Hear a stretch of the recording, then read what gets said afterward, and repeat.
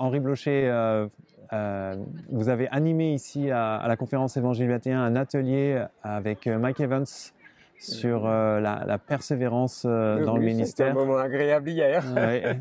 Il y a de belles choses qui ont été partagées. Malheureusement, on ne peut pas refaire tout le contenu de l'atelier, mais pour les personnes qui nous écouteraient, je voulais un petit peu revenir peut-être sur cette idée de persévérer dans le ministère. On voit que le ministère est quelque chose qui est fatigant. Il faut de la force pour tenir sur le long terme. Et j'aurais voulu savoir qu'est-ce que vous pourriez nous donner comme information sur comment tenir bon sur la distance. Alors d'abord, je pourrais peut-être dire qu'il n'y a pas de loi d'airain qui s'impose à tous. Dieu est libre dans ses appels et je ne peux pas exclure qu'il appelle tel ou tel pour une mission qui va durer 2 ans, 3 ans. Ce n'est pas quelque chose qui doit être condamné de manière simplement automatique. Pas du tout. Mais je suis persuadé que les ministères, en particulier les ministères structurels pour la vie de l'Église, requièrent des dons qui doivent mûrir, pour lesquels ceux qui reçoivent ces dons ont toute une préparation à développer et qu'ainsi l'investissement doit être l'investissement de pratiquement toute une vie. Qu'il y a des exemples de très beaux ministères qui se sont déroulés pendant plusieurs décennies et ce que je souhaite pour notre Église, qui est l'Église de Jésus-Christ en notre temps, donc je favoriserai quand même cette pensée que si je m'engage pour des études qui sont souvent très, très exigeantes, si je fais des sacrifices qui peuvent toucher aussi la famille, si je fais tout cela, c'est dans la perspective d'un service qui va durer et avec une aide du Seigneur qui m'aidera à franchir les étapes un peu plus difficiles que les autres. Voilà comment je réagirais. Oui, et sur l'élément de ministère sur la durée, est-ce qu'il y a des ministères qui peuvent rester à un même endroit ou est-ce qu'il faut qu'un ministère change de temps en temps? Comment ça peut s'articuler tout ça? En ce qui concerne le ministère pastoral, sous une forme assez classique, moi j'estime que 10 ans, c'est une durée qui est satisfaisante pour un certain nombre, mais que je jugerais assez facilement minimale. Je trouve assez désolant, à vrai dire, que trop de ministères ne durent que 5 ou 6 ans. Je pense qu'on ne peut à ce moment-là que jeter les bases de quelque chose qui autrement pourrait être très fructueux dans la durée.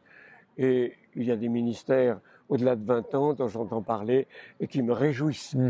Alors je sais bien qu'un renouvellement, en particulier de la prédication, de l'enseignement, peut être facilité si on change de lieu.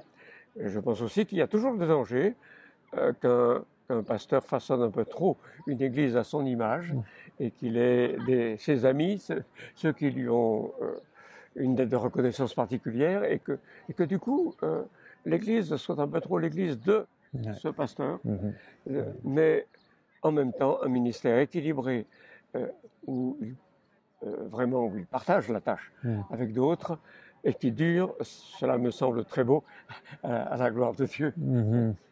Oui, c'est le partage, la collégialité. La collégialité, oui, c'est ça.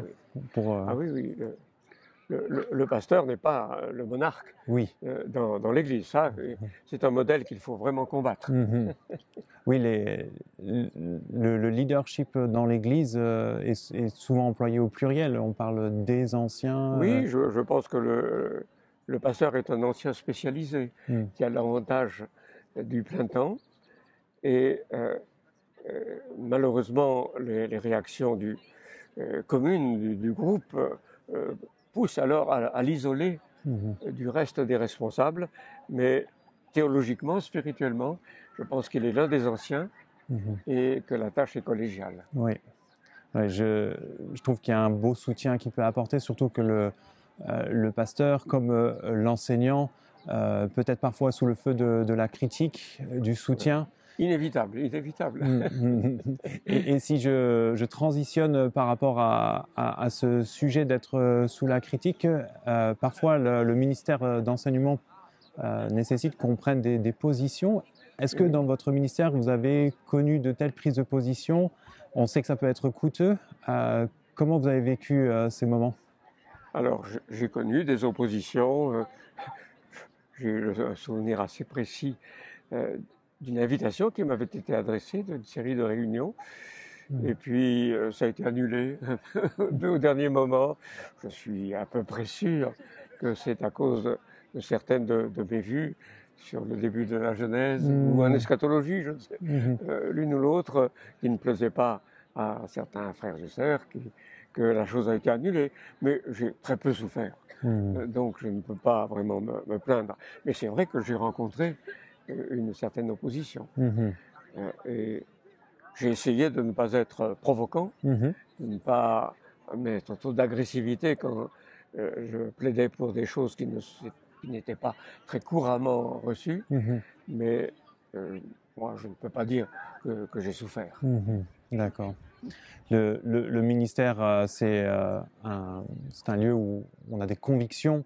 On entre dans le ministère par appel du Seigneur, mais par conviction aussi, ministère pastoral, ministère d'enseignement. Parfois, en fait, on est tout feu, tout flamme et on a envie de défendre beaucoup de ses convictions. Est-ce que vous aviez des convictions, peut-être j'ose utiliser le mot combat au début, que petit à petit vous avez dû laisser tomber et si oui, pour quelles raisons?